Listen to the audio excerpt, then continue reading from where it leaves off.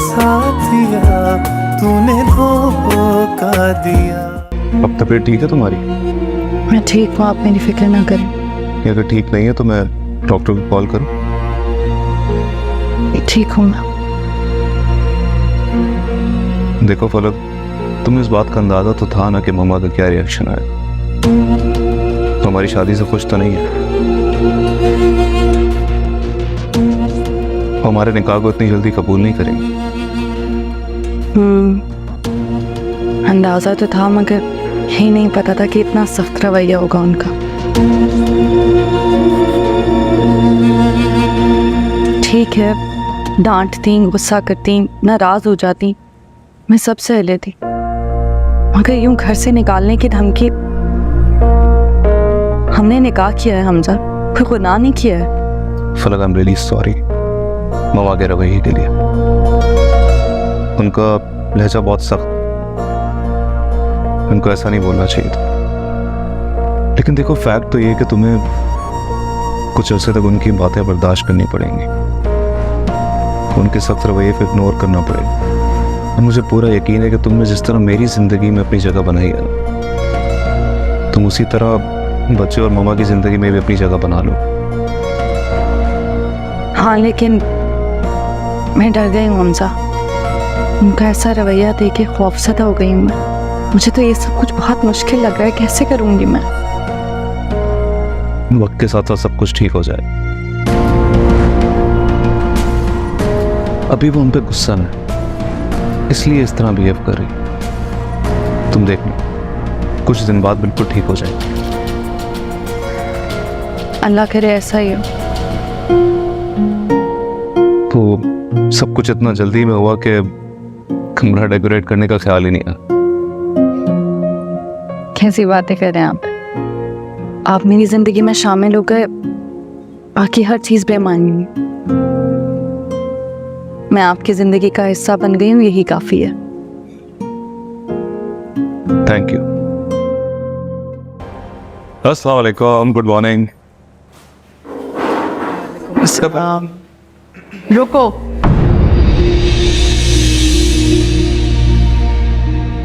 ये यहाँ नहीं बैठ सकती।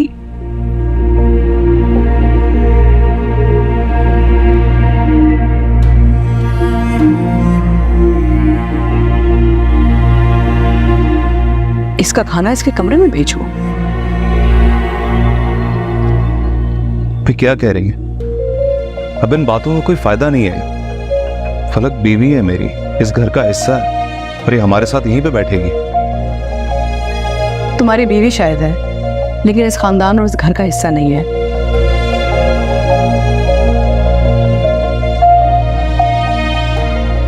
अगर तुम इसे साफ साफी समझा दो तो बेहतर होगा, और अगर मेरे सामने ना ही आए तो बेहतर है ना?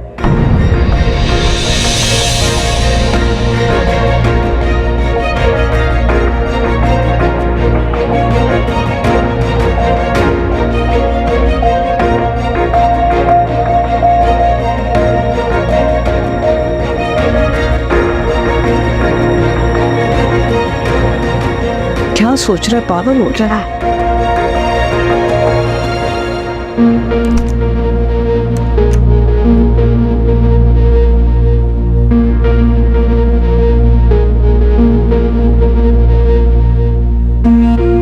प्लीज कुछ देर के लिए ना इनके सख्त रवैये को बिल्कुल इग्नोर करो।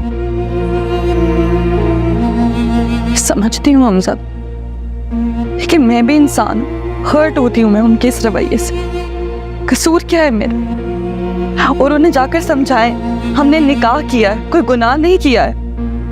इस चीज का हक तो शरीयत भी हमें देती है कि हम अपनी मर्जी से अपनी जिंदगी गुजार सकते हैं। अच्छा तुम रो मत, इधर देखो, मेरी तरफ। ज्यादा परेशान होने की जरूरत नहीं है, कुछ वक्त लगेगा, लेकिन फिर सब कुछ ठीक हो जाएगा। ओके?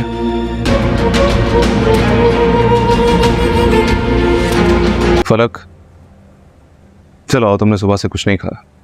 हमजा, मुझे कुछ नहीं खाना, आप खा लें। क्यों नहीं खाना? इसी तरह भूखी बैठी रहोगी? चलो लेट्स गो, आओ मेरे साथ। आओ ना। हमजा, आपने देखा नहीं सुबह आंटी ने क्या किया? अगर अब आपके साथ चलेगी तो और डांटेंगी।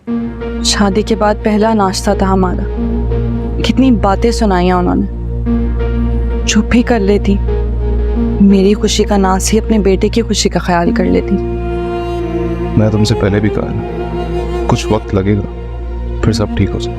और अगर उस वक्त तक आपको मुझसे अलग कर दिया गया तो, अपने घर वालों के प्रेशर में आके अगर आपने मुझे डिवोर्स कर दिया तो एक बार फिर से।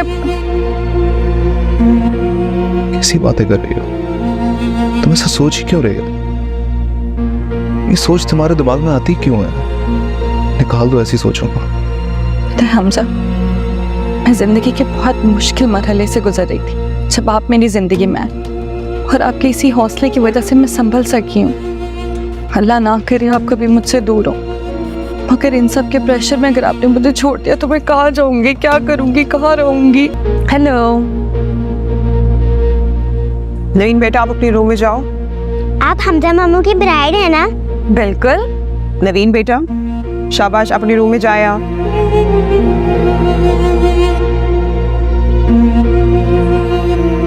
मैंने सोचा आप तो मेरे पास आएंगी नहीं, तो मैं आपके पास चली जाती हूँ।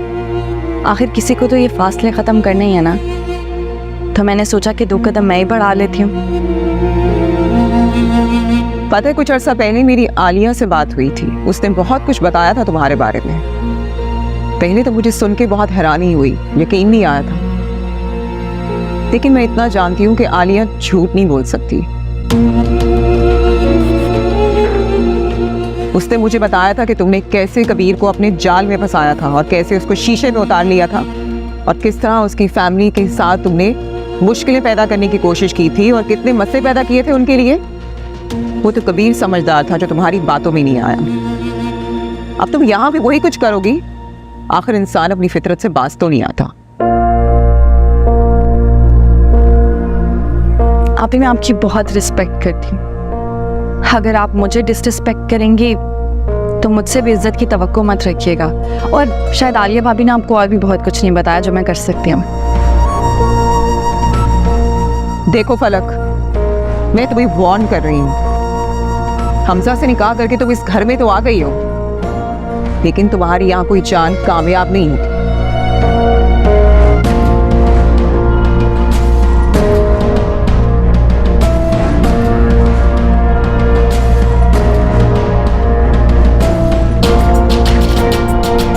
मैं चाहती हूँ कि आप पब्लिकली अनाउंस कर दें हमारी शादी, और इसी खुशी में ना एक बहुत अच्छा बड़ा सा रिसेप्शन रखें ताकि सबको हमारी शादी का पता चल जाए।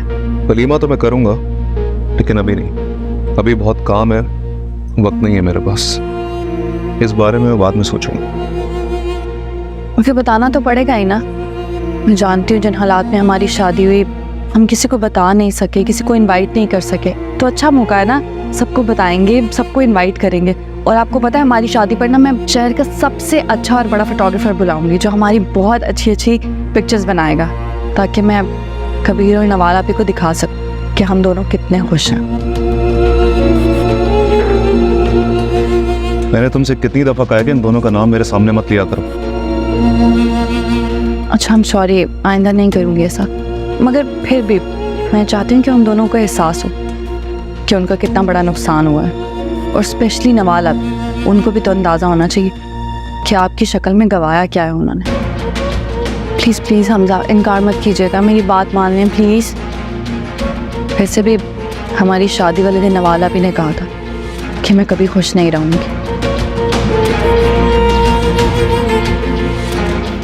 मगर मैं उन लोगों को दिखाना चाहती कि मैं कितनी खुश हूँ और आप मेरा कितना ख्याल रखते हैं।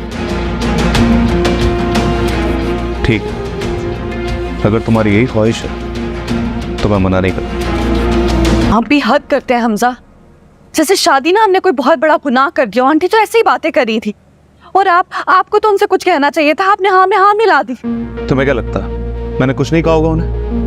मतलब वो इस घर की बड़ी हैं और उनकी मर्जी के बगैर शादी की है हमने, तो बस नाराज है हमसे। हमजा, यही तो मैं आपको बताना चाहती हूँ, यही तो मसला है उन्हें।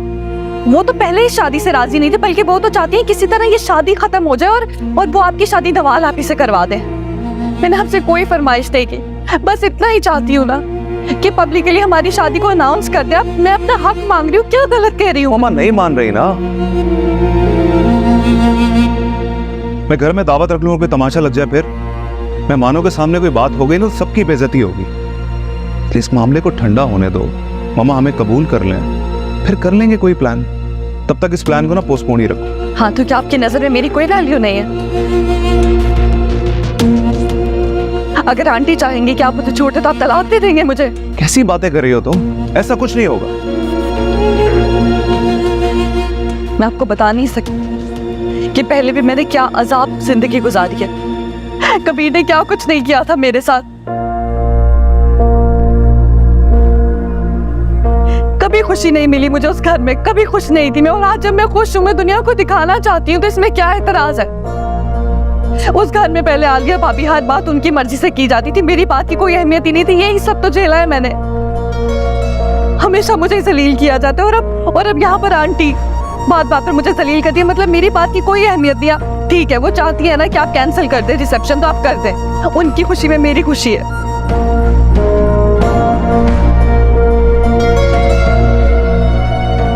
इसमें इतना मायूस होने वाली कौन सी बात है फिर? क्यों नहीं है हमजा? मुझे लगता था आप कबीर से अलग हैं। गलत को गलत और सही को सही कहेंगे, चाहे फिर वो घर वाला हो या बाहर वाला हो। सबकी अहमियत अलग होगी। सबको उनके इख्तियारात दिए जाएंगे। वो बात कर सकते हैं, अपनी बात आगे रख सकते हैं, लेकिन मैं गलत थी। अम्मा को घर में वलीमा करने से एतराज है। मैं काम करता हूँ, कोई अच्छा सा वेन्यू बुक कर लेता हूँ, फिर आई थिंक उन्हें कोई एतराज नहीं।